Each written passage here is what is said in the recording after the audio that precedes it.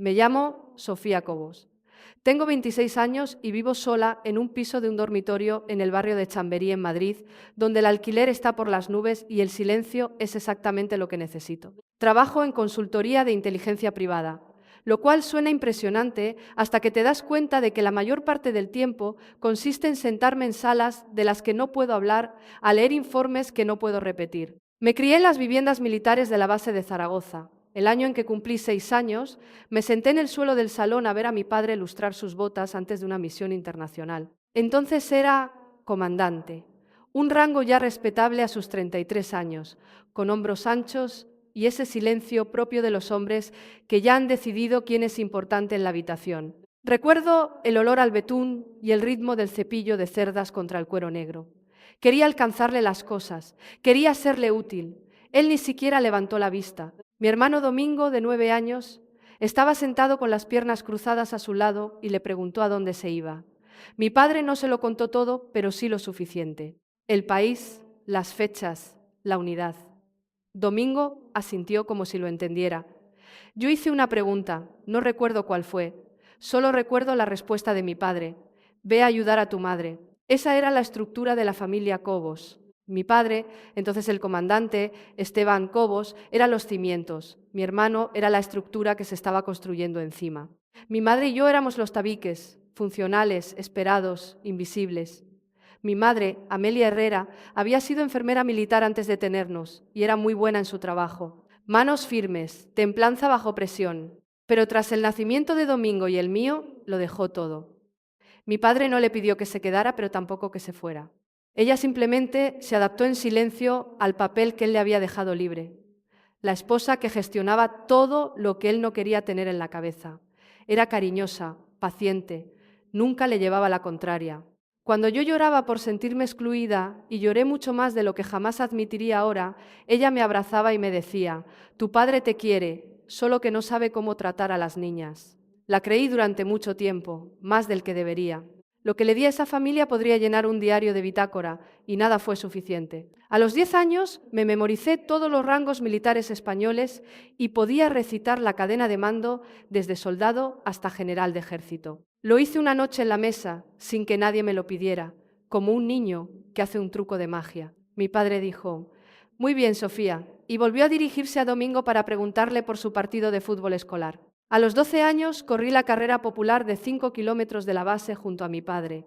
Me entrené durante 6 semanas. Acabé 4 minutos por detrás de él, lo cual, para una niña de 12 años que corría al lado de un oficial de infantería ligera, era todo un logro. No lo mencionó después, ni en la cena, ni a mi madre, ni a nadie. A los 14 años gané un concurso de idiomas a nivel nacional, en árabe y en inglés. Tenía una facilidad para las lenguas que mis profesores calificaban de extraordinaria, no buena, extraordinaria. Llegué a casa con el trofeo y lo dejé en la encimera de la cocina para que mi padre lo viera.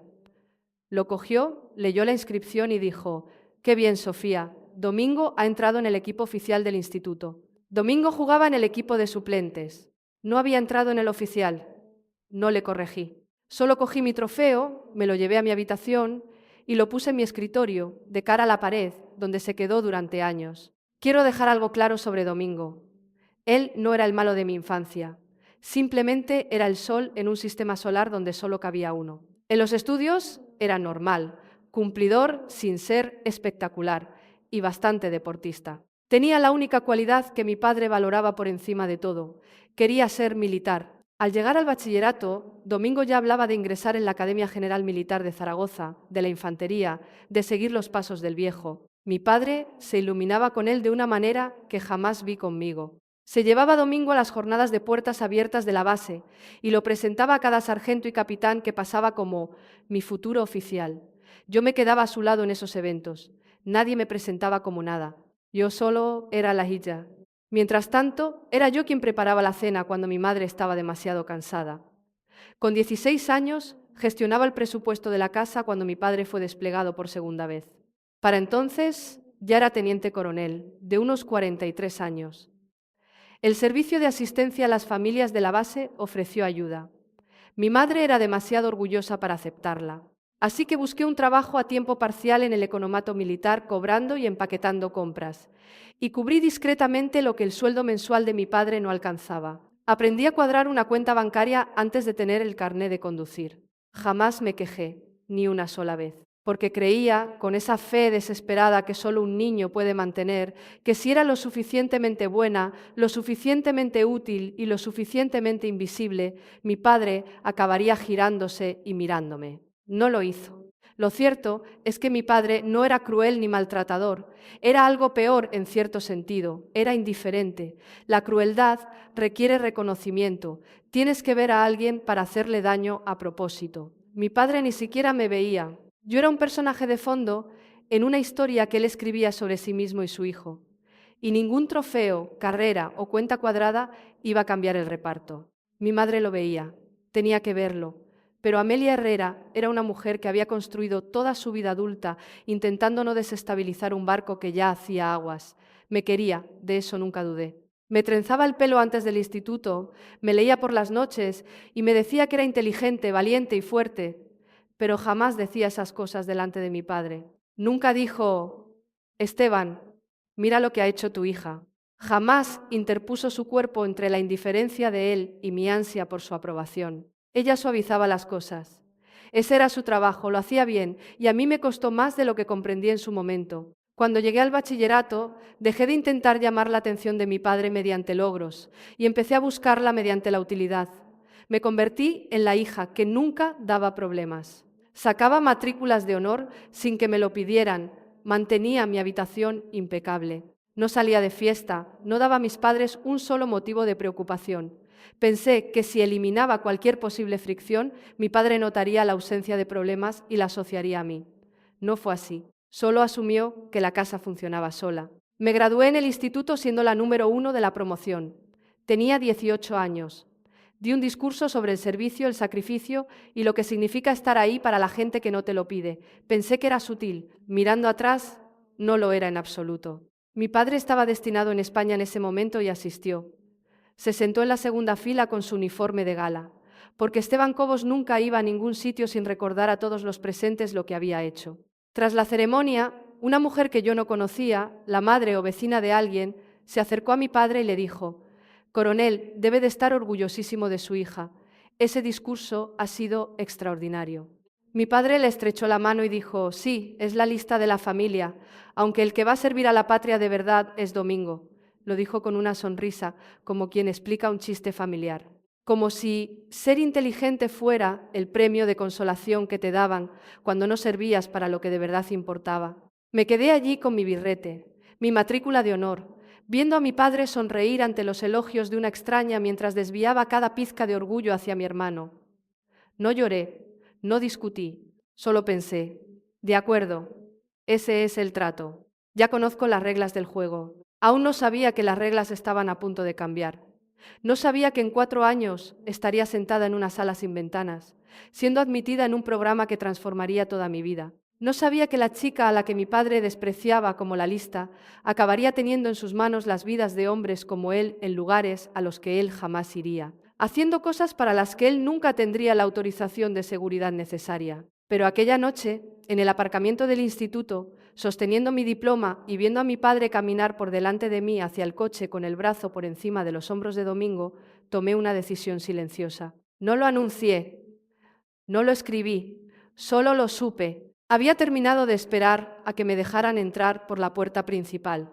Si había otra forma de entrar, una puerta que él no pudiera custodiar, una habitación que él no controlara, la encontraría.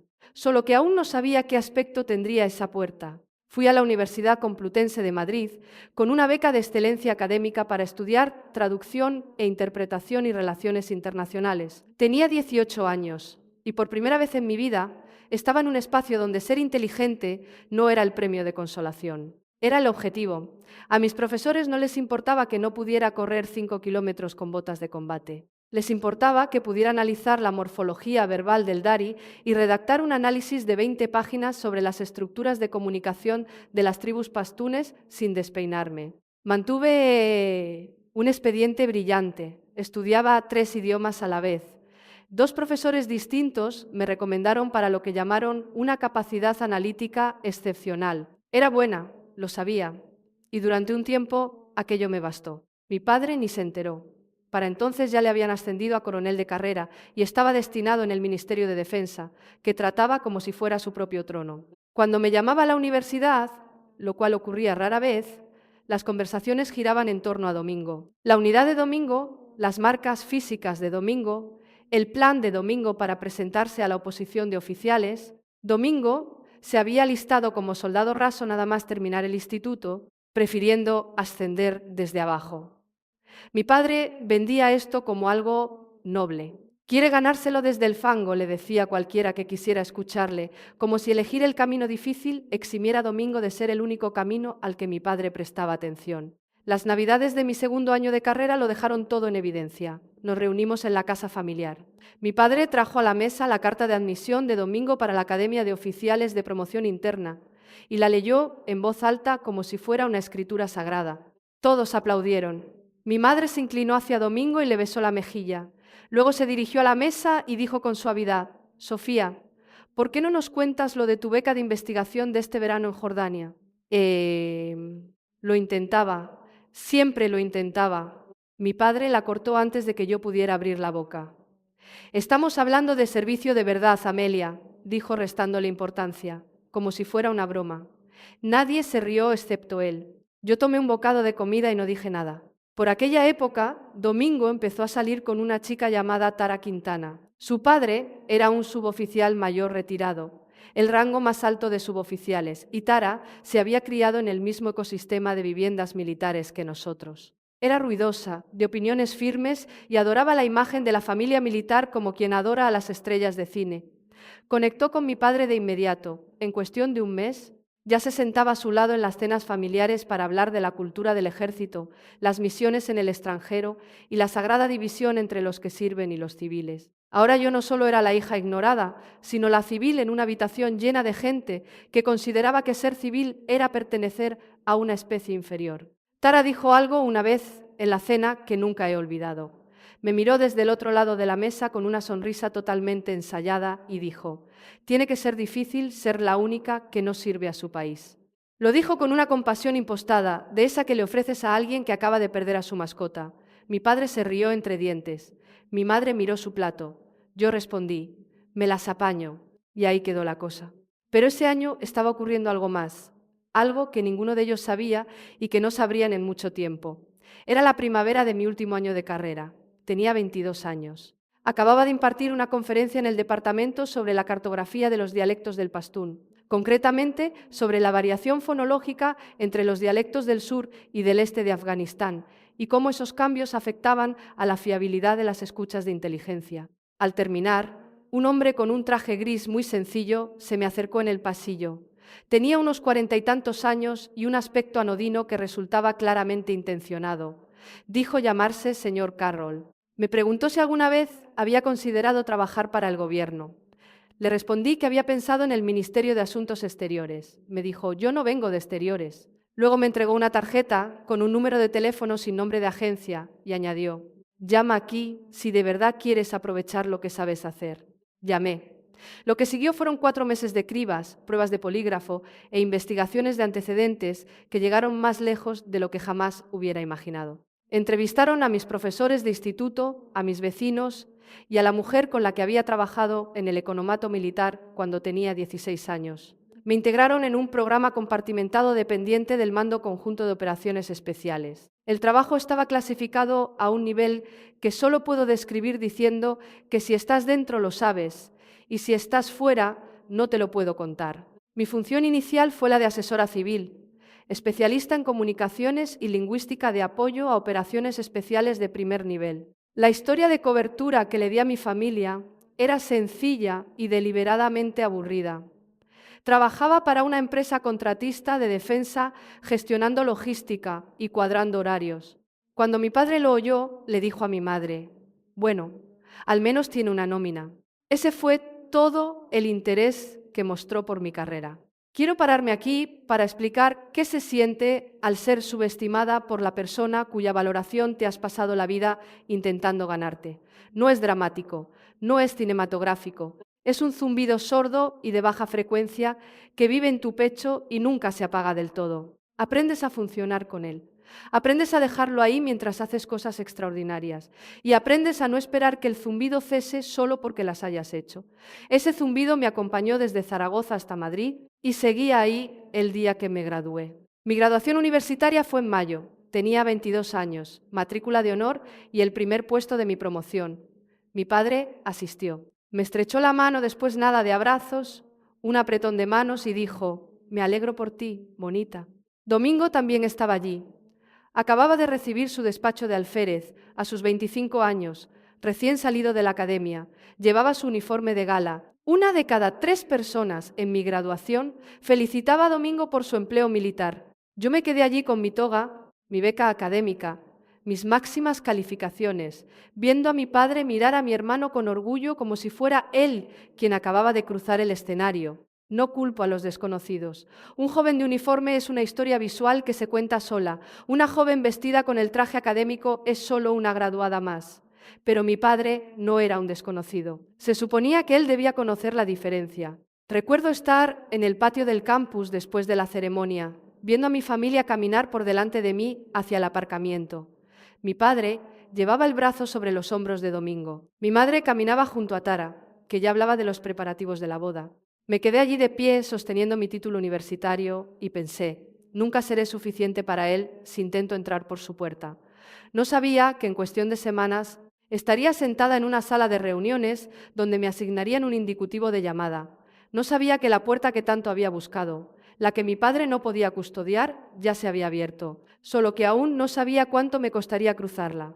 A los 25 años ya había completado 2 despliegues internacionales, uno en el este de Afganistán y otro en un lugar que todavía no puedo nombrar públicamente. Me habían concedido el empleo directo de teniente en la sección de inteligencia militar mediante un proceso especial de mi programa. Y recientemente me habían ascendido a capitán. Tenía 25 años y ostentaba un rango que mi hermano Domingo, a sus 28, todavía no había alcanzado. Llegué allí 2 años más rápido, bajo unas condiciones que él jamás ha imaginado ni imaginará. Mi indicativo era Fénix 1. No se eligió por simbolismo. Era un designador asignado por la arquitectura de comunicaciones de la fuerza operativa a la que apoyaba, pero los operadores con los que trabajaba lo trataban como un nombre y con el tiempo yo también. Los equipos de operaciones especiales de la Armada lo sabían. Las unidades del MOE lo sabían.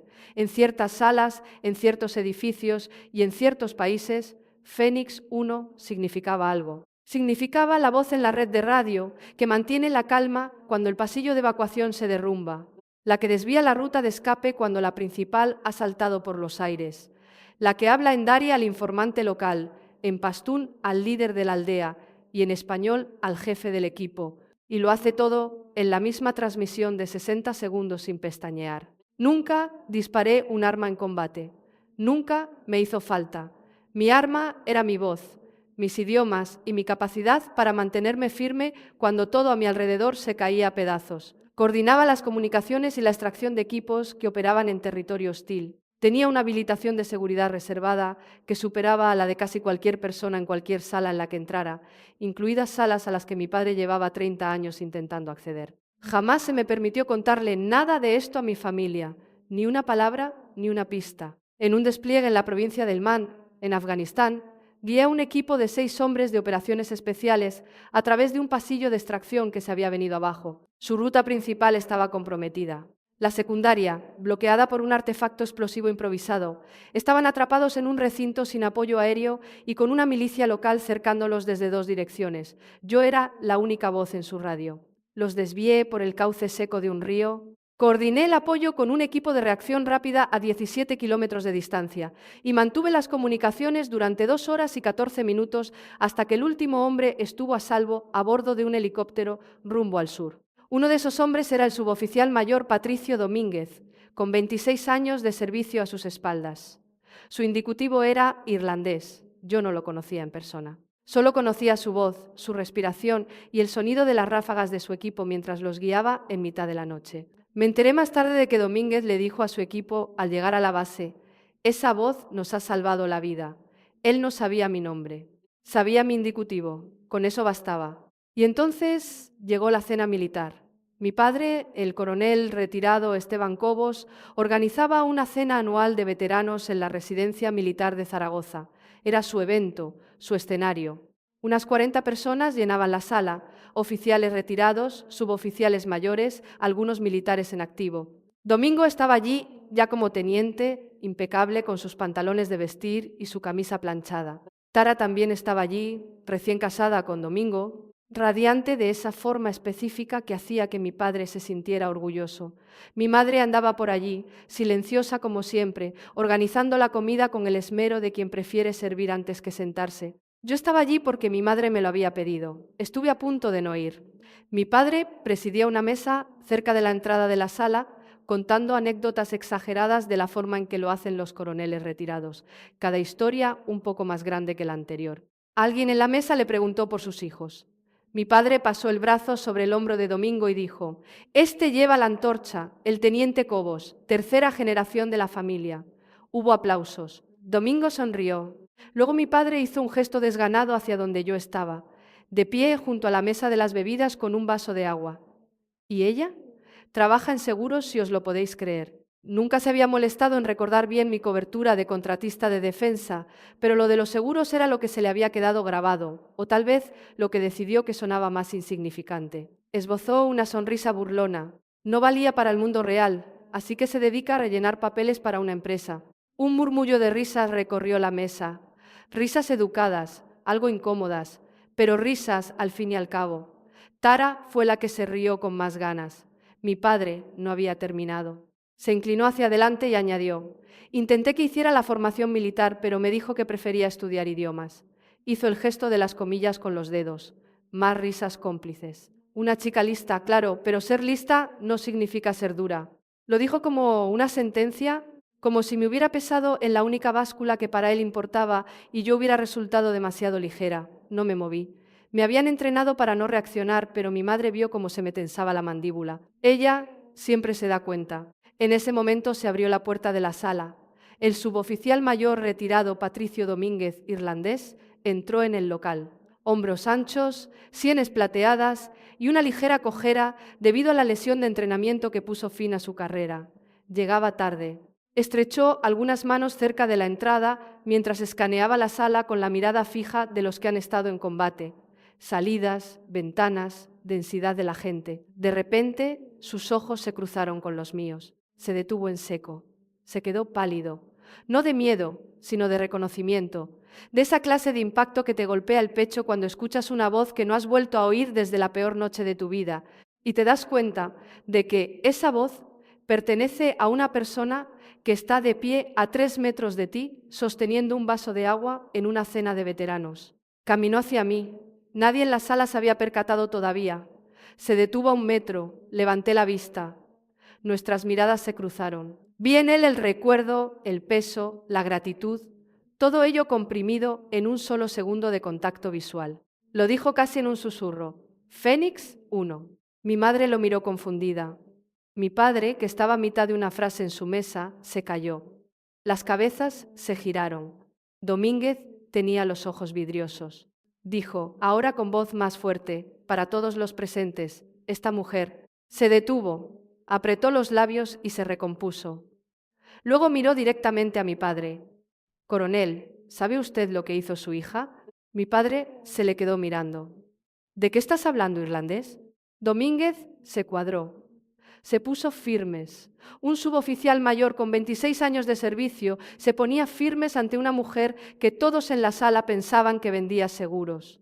Dijo: «Señor, su hija es la razón por la que hoy estoy aquí». Coordinó las comunicaciones de las unidades de operaciones especiales en lugares que todavía no puedo nombrar. Elman 2019, una extracción fallida. Ella fue la única voz en nuestra radio y mantuvo unidos a 6 hombres cuando todo se derrumbaba a nuestro alrededor. Su indicativo era Fénix 1 y la mitad de los operativos de las fuerzas especiales conocen ese nombre.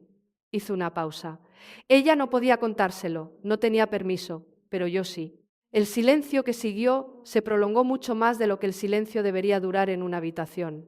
Entonces Domínguez metió la mano en su chaqueta y sacó una moneda de desafío desgastada, su moneda personal, la que llevaba consigo desde aquella noche. No era una pieza reglamentaria, sino algo que había mandado grabar después, arañada y pesada tras años en el bolsillo. Un lado llevaba el escudo de la unidad, el otro decía: Fénix 1, nos trajiste de vuelta. La dejó sobre la mesa, frente a mí.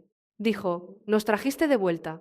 Un hombre cerca de la puerta, al que yo no conocía, dijo en voz baja: «Espera, ¿Fénix 1? ¿Era ella?»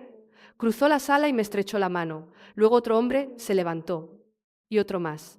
Mi padre no se había movido. Estaba de pie junto a su mesa, mirándome fijo, y por primera vez en mi vida vi cómo se quedaba sin palabras. El hombre que siempre tenía una historia que contar, un chiste listo, el control del espacio, no tenía nada. Su hija, a la que había ignorado, de la que se había burlado, a la que había calificado de blanda, había operado a un nivel que él jamás llegó a rozar. Caminó hacia mí despacio. Se paró enfrente. Abrió la boca, pero no le salió nada. Luego, con la voz entrecortada, preguntó: «¿Por qué no me lo dijiste?» Le miré con firmeza. «No podía», no añadí nada más. No añadí: «Y aunque hubiera podido, ¿me habrías creído?» Pero esa pregunta flotó en el aire. Todos la entendieron. La cena continuó en una especie de silencio asombrado. La gente se me acercaba de uno en uno, con cuidado, con un respeto profundo. Domínguez se sentó a mi lado y no se movió de allí. Mi padre se quedó en su mesa, solo, mirándose las manos. Mi madre lloraba en silencio, pero no de tristeza. Era algo más grande, algo para lo que no tenía palabras. Tara llevaba 20 minutos sin hablar. Domingo permanecía cerca de la pared, con los brazos cruzados, observando a nuestro padre con una expresión que nunca le había visto, una mezcla de vergüenza y comprensión. Me quedé otros 45 minutos porque marcharme de inmediato habría convertido mi salida en un espectáculo. No quería una huida dramática, solo quería que terminara la noche. Y terminó. Me fui antes del postre. Me deslicé sin hacer ruido cuando la conversación cambió de rumbo y nadie me miraba directamente, una habilidad que ya practicaba mucho antes de que el ejército me enseñara a perfeccionarla. Me despedí de mi madre con un apretón de manos cariñoso y caminé hacia mi coche en el aparcamiento de la residencia. Conduje de vuelta a mi piso en Madrid. 3 horas y media por la autovía, casi todo el camino a oscuras. No encendí la radio. Al llegar me quedé sentada en el coche con el motor apagado durante 20 minutos, con las manos en el volante, mirando el salpicadero. Aquella revelación no debería haber ocurrido. Domínguez se había saltado el protocolo, no con malicia ni descuido, sino por pura emoción. Lo que dijo fue lo bastante vago como para no cruzar ninguna línea legal. No reveló detalles operativos, designadores de unidades, ni nada que pudiera provocar una investigación de seguridad real, pero fue lo suficientemente específico como para hacer añicos cada prejuicio que mi padre y todos los de aquella sala habían tenido sobre mí durante toda mi vida. Eso es lo que ocurre con el trabajo clasificado. Los detalles están protegidos, pero la verdad tiene bordes afilados y a veces esos bordes cortan la historia de cobertura, quieras o no. Me sentí expuesta de una manera que no experimentaba desde mi primer despliegue. En el terreno, estar expuesta significa vulnerabilidad, significa que tu posición es conocida, significa que tienes que ajustar, adaptarte o replegarte. Sentada en aquel aparcamiento, no sabía cuál de esas opciones era la correcta. Llamé a la teniente coronel Gracia Navarro a las 10:15 de la noche. Navarro, de inteligencia militar de 41 años, había sido mi jefa de programa desde el principio. Era una de las pocas personas en el mundo que conocía el alcance real de lo que yo había hecho.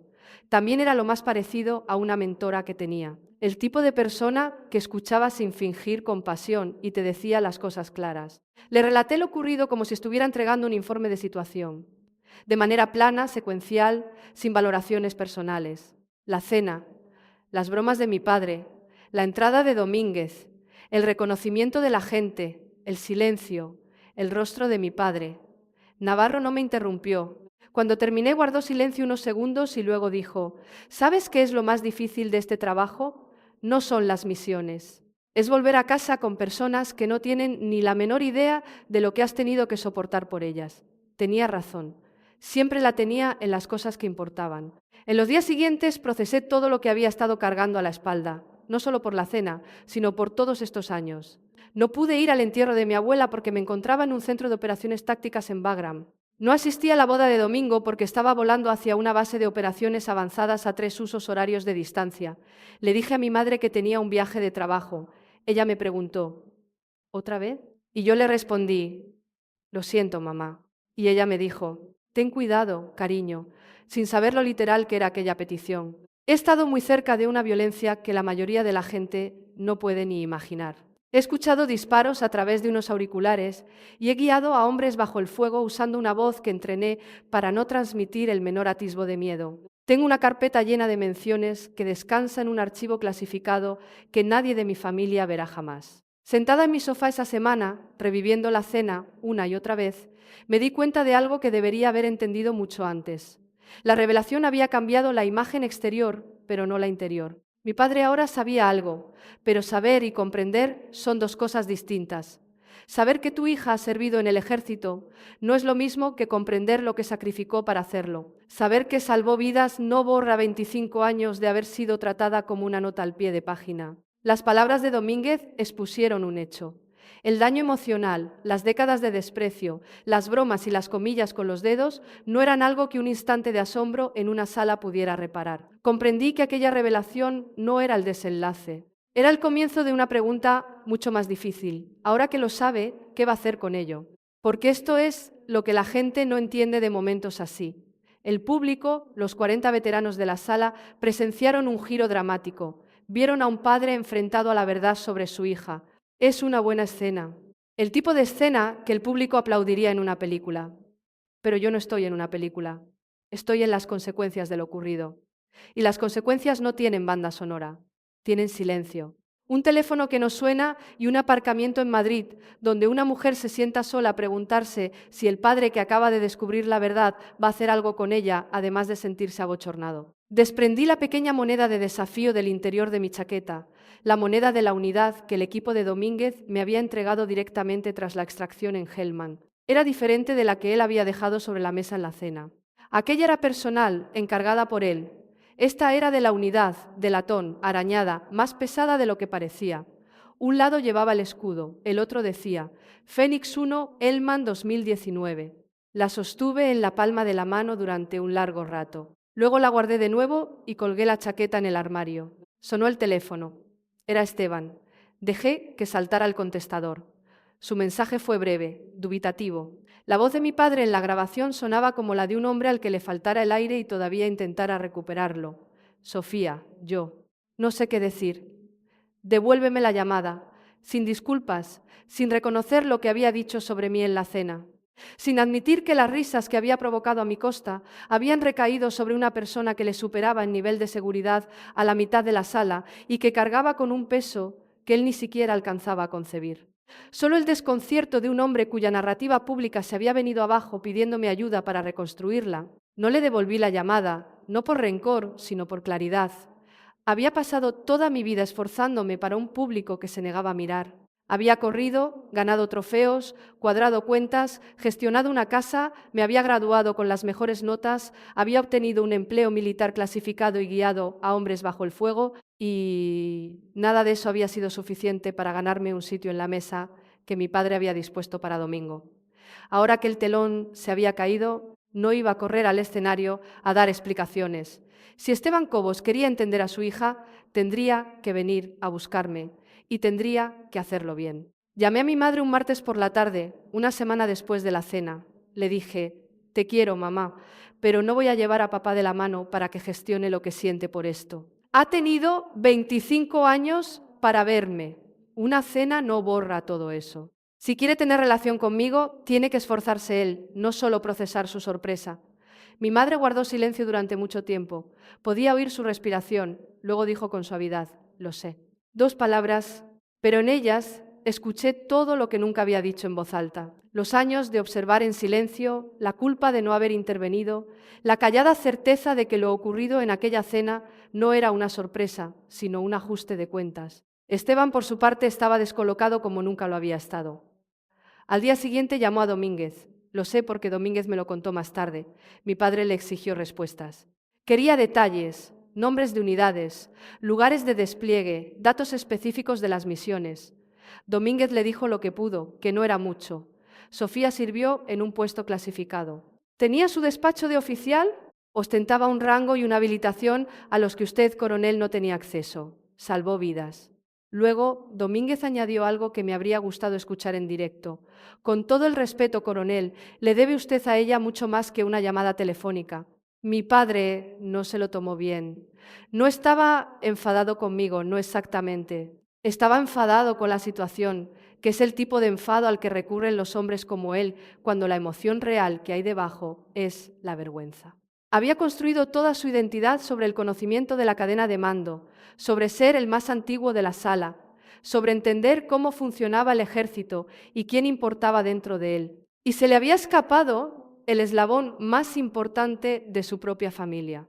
Esa clase de fracaso no se traduce en tristeza al principio, se traduce en ira. La dirigió contra el sistema, contra el secretismo, contra Domínguez, por habérselo dicho delante de tanta gente. No la dirigió, que yo sepa, contra sí mismo. Todavía no. Tara empeoró las cosas. Unos 4 días después de la cena me mandó un mensaje de texto larguísimo. Lo resumo. Decía que no entendía qué había pasado en la cena, pero que creía que yo había humillado a mi padre delante de sus amigos. Decía que lo que fuera que yo hubiera hecho en el ejército no me daba derecho a hacerle parecer insignificante. Añadía que debería pedirle disculpas por cómo se había desarrollado la noche. Lo leí una vez. Le hice una captura de pantalla. No respondí. La ironía de que mi padre me hubiera humillado a mí primero delante de la misma gente, con las mismas palabras de las que Tara se había reído, parecía habérsele escapado por completo. Me han entrenado para identificar amenazas y evaluar intenciones. Tara no era una amenaza. Era un espejo que reflejaba la jerarquía familiar tal como siempre había existido, donde el orgullo de mi padre era sagrado y mi dignidad, opcional. Domingo me llamó esa misma semana. Se sentía incómodo, algo poco común en él. Domingo siempre había sido el hermano fácil, relajado, afable, sin complicaciones, pero su voz al teléfono sonaba tensa. Preguntó: «Sofía, ¿es verdad todo?» «No», le respondí. «No puedo confirmar detalles, Domingo, ya lo sabes», me dijo. «¿Pero serviste? ¿De verdad?» Le respondí. «Sí». Se produjo una larga pausa. Podía oírle respirar, asimilándolo. Luego dijo: «Me siento como un idiota». Le contesté: «No eres un idiota, solo te creíste lo que papá te decía, todos lo hicimos». Esa fue la frase más cercana al perdón que pronuncié, y no estoy segura de que lo fuera del todo. Domingo había pasado toda su vida siendo el hijo predilecto, no porque lo hubiera elegido, sino porque nuestro padre lo había decidido así. Eso no le hace responsable de la desigualdad, pero tampoco le hace inocente. Vio a nuestro padre ignorarme durante 25 años y ni una sola vez dijo: «Eso no es justo». Aceptó el favoritismo porque era cómodo, y la comodidad es su propia forma de complicidad. Me mantuve firme en todo. No devolví las llamadas a Esteban, no le di explicaciones a Tara, no le envié a Domingo un informe detallado sobre mi historial de servicio. Continué con mi trabajo. Estaba en plena transición hacia una empresa de consultoría de inteligencia privada, todavía con habilitación de seguridad, todavía gestionando asuntos reservados, pero con más autonomía sobre mi tiempo y mi identidad. Dejé que el silencio hiciera su trabajo. Obligó a cada uno de ellos a enfrentarse a sí mismo. Pasaron 2 semanas. Esteban llamaba cada pocos días. Yo no respondía. Mi madre llamaba un día sí y otro no, con delicadeza, con cuidado, sin presionar. Me hablaba del tiempo, del jardín, del embarazo de Tara, del próximo destino de Domingo. No me pedía que llamara a mi padre, no hacía de intermediaria. Solo se mantenía conectada de la forma en que siempre lo había hecho. Silenciosa, constante, presente. Entonces Domingo me mandó un mensaje de texto, una sola línea. «Estoy orgulloso de ti. Debería haberlo dicho hace mucho tiempo. Lo leí 3 veces, lo guardé». Las consecuencias de la cena militar no se quedaron dentro de aquella sala. La historia se difundió, no los detalles clasificados, sino las líneas generales. La forma en que las cosas se mueven en los círculos militares es como el agua a través de la piedra caliza, lenta, silenciosa e imposible de detener una vez que arranca. En un mes, la idea generalizada entre el entorno de mi padre era esta. La hija del coronel Cobos no rellenaba papeles, no trabajaba en seguros, Era una pieza clave de inteligencia que operaba junto a las fuerzas especiales, que manejaba información confidencial y salvaba vidas en lugares a los que la mayoría de ellos jamás iría. Nadie tenía los datos concretos, nadie los necesitaba. La forma de la verdad era suficiente. Un suboficial mayor retirado llamado Eduardo Colomer, de 58 años, un hombre que había servido junto a mi padre durante una década, llamó a Esteban una tarde. Colomer era directo, de la forma en que los suboficiales mayores aprenden a serlo tras 30 años diciéndoles a los oficiales lo que no quieren oír. Le dijo: «Me reí cuando hiciste ese comentario sobre tu hija. No debí hacerlo y tú no debiste decirlo». Mi padre no respondió a eso, o al menos eso fue lo que Colomer me trasladó, pero me contaron que el silencio al otro lado de la línea se prolongó mucho tiempo. Mi padre dejó de organizar encuentros. Le dijo a mi madre que este año no le apetecía. La verdad, creo, es que no podía entrar en esa sala sin revivir aquella noche. Domínguez poniéndose firmes, el silencio tras sus palabras, la expresión de mi rostro. No enfadada, no desafiante, solo inmóvil. Me han dicho que esa inmovilidad le inquietó más que cualquier otra cosa. Estaba acostumbrado a las reacciones, a los saludos, al respeto, a las risas, a la obediencia. Mi inmovilidad no le daba nada con lo que trabajar. Su salud empezó a resentirse por la tensión arterial alta, una prueba de esfuerzo al límite. Su médico le dijo que bajara el ritmo. Tenía 52 años y, según mi madre, aparentaba 60. Amelia estaba preocupada. Me dijo por teléfono: «No duerme». Le respondí: «Lo lamento mucho». Lo decía en serio, pero no me ofrecía solucionarlo. Esa distinción es importante. Puedo preocuparme por alguien sin ofrecerme a cargar con su peso. Lo aprendí de la manera difícil y no iba a olvidarlo ahora. Domingo empezó a sincerarse de una manera que yo no esperaba. Seguía siendo teniente, destinado en la base de Cerro Muriano, en Córdoba. La distancia física de nuestro padre le dio espacio para pensar fuera de la atracción, de la aprobación de Esteban Cobos. Me llamó un fin de semana y me dijo algo que nunca me había dicho antes. «Papá te trataba como si no importaras. Lo vi toda mi vida. Nunca dije nada porque era más fácil ser el hijo del que estaba orgulloso». Hizo una pausa. Podía oírle elegir las palabras como quien camina sobre terreno inestable. «Esa culpa es mía». Fue lo más sincero que Domingo me había dicho jamás. Se lo agradecí. No le perdoné. Todavía no. El perdón es algo que otorgas cuando la persona demuestra que el reconocimiento de su error no es solo un momento de culpa, sino un cambio de conducta. Domingo estaba al principio de ese camino. Esperaría a ver si seguía caminando. Por mi parte, empecé a ir a terapia por primera vez. Mi psicóloga se llamaba Inés Maduro. Estaba especializada en clientes del entorno de la inteligencia y veteranos, lo que significaba que no tenía que explicarle por qué no podía contarle ciertas cosas. Comprendía la estructura del silencio, clasificado mejor que nadie a quien hubiera conocido fuera de mi entorno laboral. En nuestras sesiones empecé a desenredar dos silencios de toda la vida: el secreto de mi servicio y el silencio que había guardado ante el desprecio de mi padre. Ambas eran estrategias de supervivencia. En el terreno, el silencio me mantenía viva. En casa, el silencio me permitía seguir funcionando. Ninguna de las dos era sostenible. Inés me dijo algo en nuestra tercera sesión que me detuvo a mitad de una frase: «Te entrenaron para desaparecer. Ahora tienes que aprender a ocupar tu espacio». Tenía razón. Toda mi vida adulta se había construido sobre la disciplina de la invisibilidad. En el terreno era una necesidad operativa, en mi familia era autodefensa emocional. Pero no puedes construir una vida desapareciendo. Al final te olvidas de cómo mostrarte. Trabajamos en eso, despacio, sin grandes revelaciones dramáticas, sino con pequeños reconocimientos constantes, de esos que no sirven para escribir una gran historia, pero sí para llevar una vida funcional. Aprendí a separar el orgullo que sentía por mi trabajo del dolor, de ver que ese servicio era invisible para la gente que debería haberse preocupado por mí. Aprendí que querer la aprobación de mi padre no era una debilidad. Construir toda mi identidad en torno a ella, sí. 6 semanas después de la cena, mi padre hizo algo inesperado. No llamó. Me escribió una carta manuscrita, de 3 páginas por las 2 caras en papel cuadriculado, del tipo que solía usar para redactar órdenes de operaciones durante las maniobras. La carta no era especialmente buena.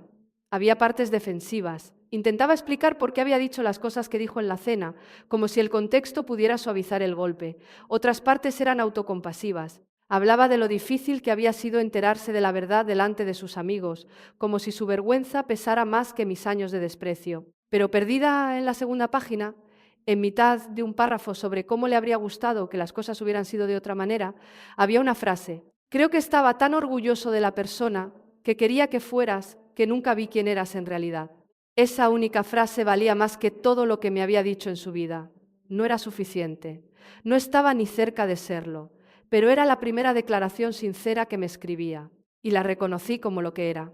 No una disculpa, todavía no, pero sí una admisión, un reconocimiento de que el fallo no había sido mío. No respondí de inmediato. Me quedé con la carta una semana. La leí 4 veces. Se la enseñé a Inés, que la leyó una vez y dijo: esa frase es una puerta. Tú decides si la abres. Mi padre, a solas en su despacho de casa, cogió una foto enmarcada de su escritorio. Yo, a los 14 años, sosteniendo mi trofeo de idiomas. La había mirado 100 veces y nunca la había visto de verdad. La sostuvo durante un largo rato. No la volvió a dejar. 3 meses después de la cena, respondí a la carta de mi padre. No con otra carta, sino con una llamada telefónica. Breve, directa, de la forma en que me habían enseñado a comunicarme cuando la claridad importa más que la comodidad. Le dije: he leído lo que escribiste. Esa frase del medio es lo más cerca que has estado de verme, y si quieres que sigamos hablando, estoy dispuesta a intentarlo, pero tengo condiciones. No discutió. Creo que el Esteban Cobos que habría discutido, el que creía que las condiciones eran algo que los subordinados aceptaban y no algo que las hijas imponían, había sido desmontado por 3 meses de llamadas sin respuesta y una carta que sabía que no era lo bastante buena. Se las expuse. Se acabaron las bromas públicas sobre mi trabajo, para siempre, ni en cenas, ni en reuniones, ni en comentarios de pasada a la gente en el supermercado. No volverás a compararme con Domingo, ni para bien ni para mal, de ninguna manera. Se acabó tratarme como la nota al pie de página de la familia. Y una condición más: no tienes derecho a contarle a la gente lo que hice. Esa no es tu historia, es la mía. Si alguien pregunta, dices: mi hija sirvió a su país y estoy orgulloso de ella, y ya está. Podía oírle respirar al otro lado, sabía lo que le costaba esa condición. Esteban Cobos era un contador de historias, y esta era la mejor historia de la que jamás había estado cerca. La tentación de presumir de ella, de convertir mi trabajo en otra anécdota de sobremesa, debía de ser inmensa, pero aceptó. En voz baja, como quien firma un documento que sabe que no puede revocar. De acuerdo, dijo. De acuerdo, Sofía. La primera visita fue un fin de semana a finales de invierno. Conduje hasta Zaragoza un viernes por la tarde y me quedé en la casa familiar hasta el domingo. Fue incómodo, de la forma en que lo son todas las relaciones que se están renegociando. Todos estábamos demasiado atentos, demasiado educados, esquivando lo obvio como si fueran muebles que hubieran cambiado de sitio a oscuras. Mi padre me preguntó qué tal el trabajo. No de la vieja forma, indiferente, retórica, una pregunta formulada solo para dar pie a su siguiente comentario sobre Domingo. Me lo preguntó de verdad. Me miró a los ojos al hacerlo. Le respondí: bien, complejo, me gusta. Asintió. No me pidió detalles, no presionó.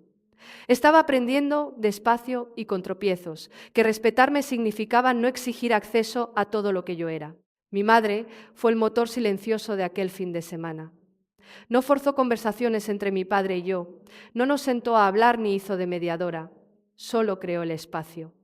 Nos sentó juntos a comer. Salía de la habitación cuando empezábamos a hablar. Preparaba café y lo dejaba entre nosotros como una ofrenda de paz que ninguno de los dos había pedido. Me dijo en privado, en el pasillo, junto a mi antigua habitación: lloró cuando te fuiste de la cena. No había llorado desde que murió su madre. No supe qué hacer con esa información. La archivé en mi cabeza y seguí adelante. Domingo vino de visita el sábado. Condujo desde Córdoba, un viaje largo, y lo hizo sin que nadie se lo pidiera. Nos sentamos en el porche por la tarde, como hacíamos de niños, salvo que ahora éramos adultos que cargábamos con el peso de una familia que nos había moldeado en direcciones opuestas. Hablamos no de la revelación ni de la cena, sino de la infancia, de las cosas que recordábamos de forma distinta. De la Navidad en que a él le regalaron un coche teledirigido y a mí un diccionario, y nuestro padre no vio el problema. De la vez que le ayudé con su trabajo de historia de primero de la ESO, sacó un sobresaliente y nuestro padre le dijo: ¿Ves, Domingo? Puedes hacerlo cuando te esfuerzas. Y ninguno de los dos le corrigió. Entonces Domingo dijo: siempre supe que eras más fuerte que yo. Le miré. Estaba jugando con la etiqueta de su botella, sin mirarme a los ojos. Le respondí: no era más fuerte. Solo tuve que ser más silenciosa al respecto. Algo cambió entre nosotros en ese momento. No fue una reconciliación total, sino el inicio de algo real. No la relación de hermanos que nuestro padre había diseñado, donde él era el heredero y yo el olvido, sino una que estábamos eligiendo nosotros mismos. Tara estuvo presente ese fin de semana. Se mostró llamativamente callada, lo que en su caso era toda una declaración de intenciones. No se disculpó por el mensaje que me había mandado. No lo sacó a colación, pero tampoco repitió esa actitud. El domingo por la mañana yo estaba en la cocina con una taza de café cuando ella entró. Se detuvo en el umbral. Pude verla calcular qué decir, cómo decirlo o si debía decir algo. Finalmente comentó con cierta rigidez: Domingo me contó algo de lo que hiciste. No lo sabía. Le di un sorbo al café y respondí: no preguntaste. Asintió una vez y salió de la cocina. No fue una tregua, pero fue el sonido de una pared agrietándose por primera vez. Regresé a Madrid el domingo por la tarde sintiéndome no curada, sino funcional. Hay una diferencia y es importante. Curada implica que la herida se ha cerrado. Funcional significa que has aprendido a seguir adelante con ella abierta. Yo era funcional. Había pasado un fin de semana en casa de mi padre sin actuar para él, sin hacerme pequeña, sin fingir ser menos de lo que era. Eso era nuevo. Con eso bastaba por ahora. Llamé a Navarro desde la carretera. Respondió al segundo tono, como siempre. Le dije: he ido. Me preguntó: ¿qué tal? Le respondí: me ha preguntado por mi trabajo, y esta vez lo decía en serio. Navarro se rió suavemente, no de mí ni de la situación, sino de la ironía del asunto. Un coronel retirado, con 30 años de servicio, y el gran avance consistía en hacerle una pregunta sincera a su hija. Dijo: viniendo de Esteban Cobos, eso es casi una medalla. Conduje el resto del trayecto hacia Madrid con las 2 monedas en la consola central del coche, la de Domínguez de la Cena y la de la unidad que su equipo me había entregado tras la misión de Hellman. Pensé: esto no está solucionado, pero se está moviendo. Y por primera vez en mi vida no soy la única que empuja. 6 meses después de la cena, cumplí 26 años. Llevaba varios meses fuera del servicio activo, plenamente incorporada a la consultoría privada, todavía con habilitación, todavía con trabajos delicados, pero con más control sobre mi agenda y mi vida. Mi piso en Madrid era sencillo, pero acogedor. Una estantería con libros de historia, un mapa enmarcado de la provincia del Man en la pared, que las visitas asumían que era meramente decorativo. No lo era. La vida se había asentado en un ritmo que no había experimentado antes. No tranquilo exactamente, pero sí más nítido, más limpio. Dormía del tirón casi todas las noches. Salía a correr por Madrid Río por las mañanas antes de trabajar. Estaba saliendo con alguien, un cirujano de urgencias del Hospital Universitario La Paz llamado Julio Coro, que no me preguntaba por mi pasado y no le hacía falta. Sabía que había servido en el ejército, pero no conocía los detalles. Me gustaba que no presionara y que su contención viniera del respeto y no de la indiferencia. Después de una vida entera siendo ignorada, la diferencia entre ambas cosas me importaba más de lo que puedo expresar. La dinámica familiar había cambiado, despacio, como una corriente que varía de dirección bajo la superficie. Mi padre se estaba esforzando. Quiero ser sincera con eso. Esforzarse no es lo mismo que lograrlo, y los hombres como Esteban Cobos no cambian por completo a los 52 años. Se adaptan. Ya no hacía bromas a mi costa. Me llamaba cada 2 semanas. Llamadas cortas, superficiales, la mayoría sobre el tiempo, fútbol y si sabía algo de mi madre. Pero eran constantes. La constancia era algo nuevo en él. A su grupo de veteranos les decía, siguiendo mis instrucciones: mi hija sirvió a su país y estoy orgulloso de ella. Lo decía con cierta rigidez, según me contaba Domínguez, como un actor que lee una frase de un guión que no ha escrito él. Pero lo decía, no añadía adornos, no lo convertía en una anécdota. Respetaba las condiciones que yo había puesto, y eso ya era algo. A Domingo le ascendieron a capitán. Tenía 29 años. Por primera vez me llamó a mí antes que a nuestro padre. Me dijo: tú llegaste antes. Y no había resentimiento en su voz, solo reconocimiento. La pura verdad, dicha sin rodeos. Tara tuvo al bebé, un niño llamado Elías. Les envié un regalo y tengo pensado ir a verlos pronto. Mi madre seguía siendo el punto de apoyo, llamaba todos los domingos sin falta. Me hablaba del jardín, de las primeras risas de Elías, de lo que estaba preparando para comer esa semana. Nunca metía a mi padre en la conversación a la fuerza. Pero una vez, casi de pasada, me comentó: «Tu padre ha puesto aquella foto tuya, la del concurso de idiomas, en su escritorio del despacho. Lleva ahí semanas. No supe qué hacer con esa información». Me quedé con ella como me quedo con casi todo ahora, sin buscarle un significado inmediato, simplemente dejando que existiera. Domínguez me llamó de improviso una tarde, unos 5 meses después de la cena, no para hablar de la reunión ni de mi padre. Me preguntó cómo me iba, cómo llevaba la transición a la vida civil, si echaba de menos aquella rutina. Le respondí que estaba bien, que extrañaba la claridad del trabajo, pero no el peso que conllevaba. Lo entendió sin necesidad de explicaciones. Luego añadió: «Sé que lo que hice en aquella cena fue arriesgado, lo volvería a hacer». Le dije: «Lo sé». Hizo una pausa y comentó: «Tu padre me llamó el mes pasado. Me preguntó cómo era estar sobre el terreno cuando tú estabas al otro lado de la radio». Le conté la verdad. Le dije que tu voz era lo último que esperaba escuchar y la única razón por la que sigo aquí. Me quedé en silencio un momento y luego le respondí: «Gracias, irlandés». Él contestó: «No, gracias a ti, Fénix». Seguía yendo a terapia con Inés. Habíamos dejado atrás la fase inicial de análisis, los años de silencio, los secretos, la carga de llevar 2 vidas a la vez, y nos adentrábamos en algo más complejo. ¿Quién era yo ahora que la cobertura se había caído en parte y la familia se estaba recomponiendo poco a poco? Inés me ayudó a comprender que la revelación de la cena no era el final de mi historia. Era una interrupción, una ruptura del patrón en el que había estado viviendo. El trabajo de verdad venía después. Aprender a estar con mi familia sin la armadura del secreto ni la barrera de la distancia. Aprender a dejar que mi padre me viera sin actuar para él. Aprender a aceptar que su comprensión de mí siempre sería incompleta y que incompleta no tenía por qué significar insuficiente. La duda que me acompañó durante esos meses no era dramática, era cotidiana y persistente. No sabía si mi padre me respetaba o si simplemente temía volver a ponerse en evidencia. No sabía si el cambio era real o solo el eco de la vergüenza pública. No sabía si volvería a confiar plenamente en él. Y tuve que aprender que no saber esas cosas estaba bien, que podía seguir adelante en mitad de la incertidumbre, sin esperar a que se resolviera. Me senté en la terraza de mi piso una tarde al atardecer, viendo cómo se apagaba la luz sobre los tejados de Madrid. Sostenía la moneda en la palma de la mano, la de Domínguez, la que había dejado sobre la mesa de la cena. La hacía girar entre los dedos de la misma forma en que lo había hecho 100 veces desde aquella noche. Pensé: durante 25 años quise que mi padre me viera. Ahora lo hace, o al menos lo intenta. Pero la pregunta que todavía no puedo responder es esta: ¿estaba esperando a que me viera él o estaba esperando a dejar de necesitarle yo? No tenía la respuesta, pero estaba más cerca de ella de lo que jamás había estado. Y por primera vez, no saberlo no me pareció un fracaso, me pareció un avance, de esos que no se ven en el momento, pero que reconoces más tarde, de la misma forma en que te das cuenta de que la marea ha cambiado, no mirando el agua, sino fijándote en dónde estaba antes la línea de la orilla.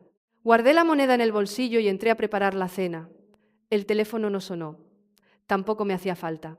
8 meses después de la cena, a finales de primavera, conduje hasta Zaragoza para el 62 cumpleaños de mi madre.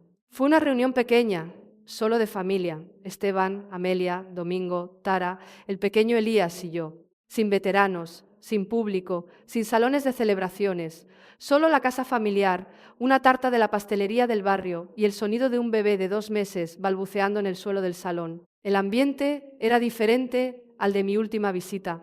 No curado, pero sí más ligero. Hay una diferencia, y para entonces ya había aprendido a valorarla. Elías estaba sobre una manta, intentando agarrar todo lo que tenía a mano. Domingo estaba afuera haciendo la barbacoa con un delantal divertido que Tara le había regalado por su ascenso y que él llevaba sin complejos. La propia Tara se mostraba educada, incluso afectuosa. Me felicitó por la chaqueta al entrar y no lo dijo con ironía. Le di las gracias sinceramente. Mi madre estaba radiante. Miraba a su alrededor como si nos estuviera contando, asegurándose de que de verdad estábamos todos allí. Lo entendía perfectamente. Cuando tu familia ha estado rota durante años de una forma que nadie se atrevía a admitir, el simple hecho de estar todos juntos en la misma habitación a la vez se siente como algo que necesitas verificar con tus propios ojos. El momento importante ocurrió en la cocina. Mi padre y yo estábamos solos. Él secaba los platos y yo guardaba las sobras, tapando las fuentes con papel de aluminio de la forma en que mi madre me había enseñado cuando tenía 12 años. Dijo sin mirarme: «Volví a hablar con Domínguez la semana pasada». Le respondí: «Lo sé, me lo contó». Mi padre asintió. Luego añadió: «Me habló de aquella noche en Hellman, no de los datos del informe, sino de la sensación, de lo que supuso escuchar tu voz cuando pensaba que estaban acabados». Dejó de secar. Se giró hacia mí con el paño de cocina al hombro y por una vez no parecía un coronel. Parecía un hombre frente a algo a lo que no estaba seguro de tener derecho a acercarse. Comentó: «He estado al mando. He tenido la vida de hombres en mis manos. Sé cómo pesa eso». Hizo una pausa. «No sabía que tú también habías llevado ese peso». Fue lo máximo que mi padre me había dicho jamás. No el discurso más largo, había dado muchos de esos ante muchas audiencias, pero sí el más sincero, porque por primera vez no estaba comparando. No estaba midiendo mi experiencia con la suya. No estaba evaluando mi servicio bajo sus criterios para decidir si era digno o insuficiente. Estaba reconociendo que yo había llevado una carga real, pesada y seria, y que él no se había dado cuenta, no porque estuviera oculta que lo estaba, sino porque él no había estado mirando. Le dije: «No lo hice para buscar tu reconocimiento, papá». Él respondió: «Lo sé, eso es lo que lo hace peor». Nos quedamos en la cocina un momento en silencio. El grifo goteaba. Elías se rió desde el salón. Luego mi padre cogió el paño de cocina y siguió secando. Con eso bastaba por ahora. Quizá bastaría por mucho tiempo. Después de cenar, me senté en el suelo con Elías y le enseñé la palabra en dari para decir luna, matab. No podía pronunciarla, pero se reía cada vez que yo lo hacía. Esa risa sincera de los bebés que hace que todo lo demás en la habitación deje de importar. Domingo nos miraba desde el sofá y comentó: «Vas a conseguir que mi hijo sea políglota». Le respondí: «Cosas peores se han visto». Él sonrió. Era la primera vez en mi vida que hacía una broma sobre mis idiomas delante de mi familia y no se interpretaba como un recordatorio de lo que yo no era. Tras la tarta, mi madre y yo salimos a dar un paseo corto alrededor de la manzana, como solíamos hacer cuando era pequeña, y me sacaba después de cenar a ver el atardecer sobre la base. Me cogió del brazo y me preguntó: «¿Sabes de qué estoy más orgullosa?». Esperaba que dijera de mi trabajo, del indicutivo, de las vidas salvadas, de la carrera que había construido en silencio mientras la familia miraba para otro lado. En lugar de eso me dijo: «Estoy orgullosa de que no dejaras que él te rompiera. Podrías haberlo hecho. La mayoría de la gente lo habría hecho». Le apreté el brazo con más fuerza y no dije nada. No hacía falta. Mi madre siempre me había visto, de forma callada, imperfecta, desde un segundo plano, pero me había visto. Eso significaba más de lo que yo le había reconocido en su momento. Conduje de vuelta a Madrid esa noche con las 2 monedas en la consola central, la personal de Domínguez y la de la unidad de Hellman. La carretera estaba tranquila, la radio apagada. Sentí algo que no había sentido en mucho tiempo, quizá nunca, no victoria, no vindicación, sino espacio. El peso que había estado cargando seguía ahí, siempre lo estaría, pero se había recolocado. Ya no me oprimía el pecho. Descansaba a mi lado como algo que había aprendido a llevar de otra manera. Pensé en lo que Inés me había dicho en nuestra última sesión. Pasaste 10 años siendo invisible para tu país y 25 años siendo invisible para tu padre. Ya no tienes que ser invisible para nadie. Tenía razón, no porque la cena lo hubiera cambiado todo de golpe, ni porque mi padre hubiera tenido una revelación en la cocina con un paño en la mano, sino porque yo había dejado de esperar a que otra persona me hiciera visible. Lo había hecho yo misma, despacio, con dolor, con imperfecciones, y había funcionado. Sé que esta no es una historia cerrada. Mi padre probablemente nunca llegará a comprender del todo lo que hice. Volverá a decir algo desacertado algún día. Así es él. Domingo siempre cargará con cierta culpa por los años en que guardó silencio, y yo dejaré que cargue con ella porque es asunto suyo procesarla, no mío disculparle. Tara siempre será Tara, pero la estructura de la familia ha cambiado. Ya no soy la nota al pie de página, no soy la burla, soy la persona que estuvo allí, que hizo lo más difícil en silencio y que volvió a casa con una familia que ni siquiera sabía que me había marchado. Me senté en mi terraza aquella noche. con las monedas en la palma de la mano, viendo desvanecerse la última luz sobre Madrid. Pensé que no solo me había alejado de la versión que él tenía de mí, había caminado hacia la persona que ya era en realidad. Simplemente había dejado de esconderla. Y si alguien en tu vida ha estado intentando decirte quién eres y sabes que no es verdad, no le debes una revelación, no le debes pruebas. Pero te diré una cosa. La verdad tiene una forma muy suya de entrar en la habitación por su propio pie. Y cuando lo haga, no necesitarás decir una sola palabra. La habitación lo dirá por ti. Si esta historia se ha quedado contigo, si algo en ella te ha resultado familiar, incómodo o real, te pediría que te quedaras con esa sensación un momento antes de seguir deslizando la pantalla. Compártela con alguien que necesite escucharla. Alguien que haya sido el silencioso en una familia ruidosa. Alguien que haya cargado con un peso por el que nadie preguntó. Alguien que todavía esté esperando a ser visto. Y si quieres, cuéntame. ¿Alguna vez has guardado un secreto importante sobre ti que las personas más cercanas nunca llegaron a saber? ¿Qué te hizo mantener el silencio? ¿Protección, orgullo o el temor a que ni siquiera la verdad fuera suficiente? Os leeré a todos.